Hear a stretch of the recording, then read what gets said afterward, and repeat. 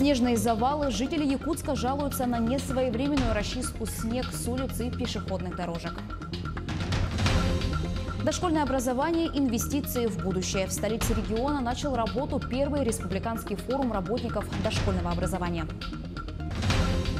Выставка научно-технических разработок прошла в Якутске. Какие работы представили школьники?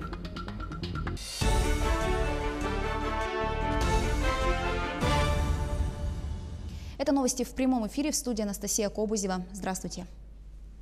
Жители столицы жалуются на несвоевременную расчистку снег с улиц города и пешеходных дорожек. Подробности в материале Дмитрия Тымырова. С наступлением весны на дорогах и улицах столицы оживление. Многие начинают размораживать машины, дорожное движение становится активнее. Ведь теперь после долгой зимы можно спокойно пройтись по улицам столицы. Но все это радостное событие омрачает только одно – снежные завалы и неубранные пешеходные дорожки. Тротуар не убирается вовремя пешеходам, не сильно так удобно ходить, Вот к остановке, когда идешь, переход, и такой вот прямо... крутая горка. Пока светофор горит, мы, бабушки, корячась, вот так вот уже половина светофора времени уходит. Ну, конечно, остановка очищена, а там надо лазить по снегу. Вот уже который день на улице Автодорожная горожане наблюдают неубранные снежные завалы, которые покрыли полностью одну полосу движения автотранспорта. На одной из самых загруженных улиц в эти дни из-за гололеда и снежных завалов движение стало еще более затрудненным. Сегодня, например, я выехал с утра, меня напрягло то, что маленькие машины, им нету места двигаться нормально, потому что грузовики большую часть полосы забирают. Из-за этого аварийная ситуация происходит. Сейчас вот буквально на Автодорожной сливался, и получилось так, что КАМАЗ, большой груз, чуть не ударил маленькую машину из-за того, что она залазит, а полоса, из двух полос осталась только одна. Конечно, это, скажем так, неудобно для водителей. Водители, которые ездят по городским дорогам, говорят, что дорожные службы убираются в основном только в центре, а вот периферия города остается нерасчищенной. Плохо убирает дороги, конечно. Но вот то, что вовремя не убирает, это что создает для водителей? Аварийную ситуацию, трупы будут, вот и все. Так сейчас еще машины повыгоняют. Посмотрите, сейчас потеплеет после 20 марта и все. Тут вообще будет кошмар. Центр-то в основном убирает центр, а периферийные дороги-то не убирает никакие. Правильно? Вы Винокурова проедете по улице Винокурова? Посмотрите, там какая колея. Несмотря на длинные выходные, коммунальные службы города не успели вовремя справиться со снегом, расчистить дорожное полотно и тротуары. А между тем, наиболее опасная ситуация на дорогах именно в межсезонье. Госавтоинспекция рекомендует выбирать безопасную скорость движения. Помните, что в условиях гололеда тормозной путь автомобиля увеличивается в несколько раз. Дмитрий Тымыров, Григорий Охлопков, Павел Пахомов, Якутск. Факт лингвотулеза обнаружен в Хангаласском районе республики. По информации нашего телеканала, ракообразный паразит покинул тело собаки во время кашля. В районном Роспотребнадзоре предупредили, что животноводческие помещения и прилегающие территорию следует в обязательном порядке содержать в чистоте. Не рекомендуется допускать собак на площадки, на которых производился убой, мясо и субпродукты, употреблять в хорошо проваренном виде. До сегодняшнего дня профилактические меры против такого рода глистной инвазии не разработаны. Добавим, что первый случай заражения паразитом в Якутии был зафиксирован в 2010 году в Чурапчинском районе. Между тем, в Алданском районе последний случай бешенства был зарегистрирован в 1997 году. От ряда трагических последствий защитит только профилактика. О каких прививках помимо бешенства должны помнить хозяева, расскажут наши алданские коллеги. Послеоперационный период прошел без осложнений, пора снимать швы. За 11 лет у пушистого любимца Олега это первое вмешательство. Играя с детьми, котик проглотил пульку. От многих заболеваний хозяин защищает питомца посредством вакцинации.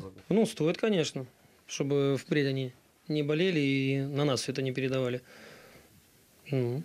Бешенство, неизбежно приводящее к гибели четвероногого, для человека крайне опасно. Вирус содержится в слюне и распространяется путем прямого контакта. Переносчиками являются как дикие, так и домашние животные. Бешенство является зооантропонозным заболеванием, поэтому опасно как для животных, так и для человека. Поэтому поголовная вакцинация домашних животных должна быть. Прививка против бешенства, согласно ветеринарному законодательству, является обязательной. Вакцинации подлежат сельскохозяйственные животные. В плановом порядке профилактику получают кошки и собаки, проживающие в приютах. Просветительскую работу ветеринарные врачи ведут с охотниками и рыболовами. Так как дикая фауна болеет, мы не можем это все проследить, лисы, волки. Ну, то есть подвержены этому заболеванию практически все животные. Поэтому прививаться нужно. Прививка против бешенства необходима и домашним животным. Впрочем, владельцы собак и кошек прививают четвероногих членов семьи по своему усмотрению. В последние годы ветврачи отмечают возрастающее доверие к прививкам. При должном внимании к профилактике многих проблем можно избежать. У собак прежде всего это чума, парвовирусный энтерит, инфекционный гепатит, парагрипп собак, лептоспироз. Помимо этого, да, и бешенство туда тоже входит. У кошек это панлейкопения, она же чума кошек, ринотрахеид и калицевироз. Когда заболевает четвероногий друг, хозяева готовы сделать все, чтобы любимец поправился. Самосознание человеческое – один из главных факторов, позволяющих сохранить здоровье животного и благополучие эпидемиологической ситуации в целом. Татьяна Вахнина, Сергей Шипачев, Александр Лукин, Алдан. В правительстве Якутии обсудили реализацию национального проекта по поддержке предпринимательства. На совещании руководитель региона Айсен Николаев отметил важность реализации нацпроекта в республике и обозначил ключевые задачи до 2024 года. По информации заместителя председателя правительства Якутии Кирилла Бычкова, в республике работа ведется по всем 5 имеющимся направлениям. Финансирование из федерального бюджета получит 4 из них. На совещании было отмечено, что по результатам проекта расширение доступа субъектов малого и среднего предпринимательства к финансовым ресурсам будет упрощен доступ к льготному финансированию. Повысится также доступность к заемным средствам для микропредприятий и представителей малого бизнеса, которые не могут воспользоваться традиционными банковскими продуктами. К примеру, если до настоящего времени финансовая поддержка оказывалась под 8% годовых, то уже с мая текущего года микрофинансирование будет под 6% годовых. Дошкольное образование – инвестиции в будущее. В Якутске начал работу первый республиканский форум работников дошкольного образования. Сейчас в Якутии насчитывается более 700 детских учреждений, которые уделяют большое внимание развитию детей с раннего возраста, их творческому потенциалу. Эти направления сегодня широко обсуждают на форуме. В рамках мероприятия организована выставка работ детских садов. Педагоги и воспитатели обмениваются опытом, рассказывают о проектах, которые реализуют в своей работе. Сегодня мы выставили проект «Мы 100 000 я» по этнокультурному воспитанию детей. Проект этот обусловлен тем, что в нашем районе и в нашей стране вообще очень много различных национальностей. Поэтому это такая тема актуальная, это тема, которая на сегодняшний день очень глобальная для нас. Тем более наш детский сад новый, в него поступило 240 с лишним ребятишек разных национальностей. Планируется открыть музей на улице. Уже потихоньку мы приобретаем различные к нему материалы, чтобы можно было. Музей будет мобильный, мы его сможем выставить как на улице, так он у нас будет и в помещении. Обосновавшийся в Якутии нигериец Марк Бабатунде завел YouTube-канал. Автор канала, самый северный африканец в мире, будет рассказывать о том, как живется в Якутии, в одном из самых холодных мест на планете. По словам Бабатунде, даже его родственники не имеют четкого представления о месте, в котором он живет. Это и подтолкнуло его на то, чтобы снимать на камеру происходящее вокруг. Приглашаю вас в путешествие со мной по Сибири. Добро пожаловать в Якутию. Я надеюсь, вам понравится мое путешествие по Якутии, говорит Марк в своем приветственном видео. Ранее якутянин нигерийского происхождения стал известным по всей стране благодаря съемкам документального фильма о нем самом, о быте, работе, семье. Марк женат на местной жительнице Наталье, у них 3 детей. Будущие супруги познакомились во время работы в КНР. Good morning, world. My name is Oladipo Mark Babatunde. I am originally from Nigeria, and welcome to my journey through the Siberia. Welcome to Yakut, and I hope you enjoy your journey through my traveling through Yakut. Thank you, and see you very soon. Выставка научно-технических разработок прошла во Дворце детства Якутска. Она посвящена 85-летнему юбилею со дня рождения первого космонавта Юрия Гагарина. Свои разработки показали порядка 200 школьников с 1 по 11 классы. Работы самые разные – от моделирования автомобилей, самолетов, судов и до робототехники. Организовал выставку Центр технического творчества. Сегодня при центре моделированием и конструированием занимаются более 2000 детей. Наибольшей популярностью пользуются такие направления, как современная инженерия, астрономия и моделирование различной техники. У нас в России 218 тысяч слепых и слабовидящих людей. 108 тысяч вообще слепых людей. Эта тема ко мне близка. Я создал трость с ультразвуковым датчиком для слепых и слабовидящих, чтобы люди не упали или не скатились, или не споткнулись. Конструировал, моделировал, на компьютере программировал вот эту палку. Более 350 участников из Ленска, Мирного, Нерюнгри и Якутска продемонстрировали свое танцевальное мастерство на открытом турнире по танцевальному спорту в Ленске.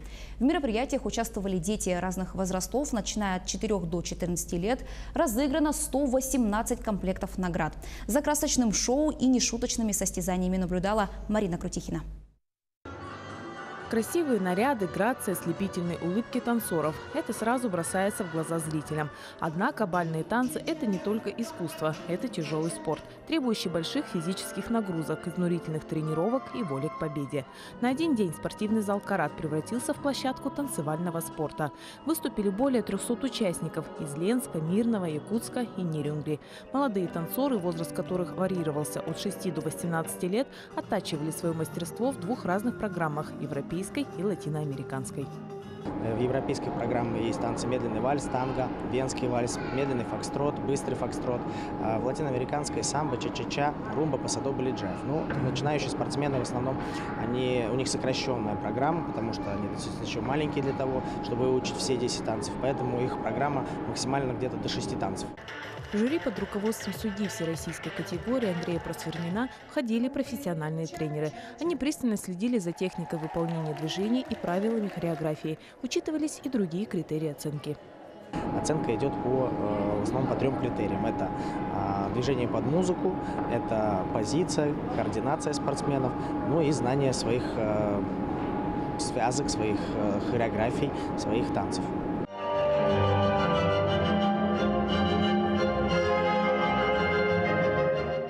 Андрей Буров и Евгения Ханоева – начинающие спортсмены, но пара уже станцевалась. На турнир приехали из Мирного и сразу вышли в лидеры, завоевав несколько кубков. Мы заняли первые места по стандарту, по вальсу, по венскому вальсу и по быстрому фокстроту. Но, к сожалению, в латину мы не попали. За победами каждой танцевальной пары стоит большая работа тренерского состава, костюмеров и, конечно, родителей, которые переживали во время турнира больше, чем сами дети. Настроение хорошее, переживаем, боимся. Эмоции всегда болеем, переживаем за них, очень довольны, хорошо выступили. Мы приехали из города Мирного.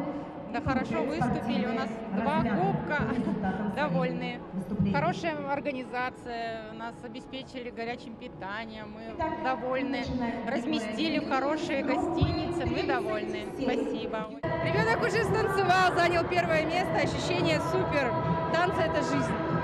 Соревнования длились до самого вечера. Организаторы и участники отметили высокий уровень подготовки спортсменов и организации турнира. Все прошло по правилам танцевального спорта. Всего же за время турнира было разыграно 118 комплектов наград.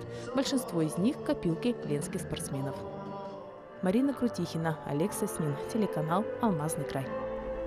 К этому часу вся информация. Еще больше новостей на наших официальных сайтах як24.ru и nvk-online.ru. Оставайтесь с нами.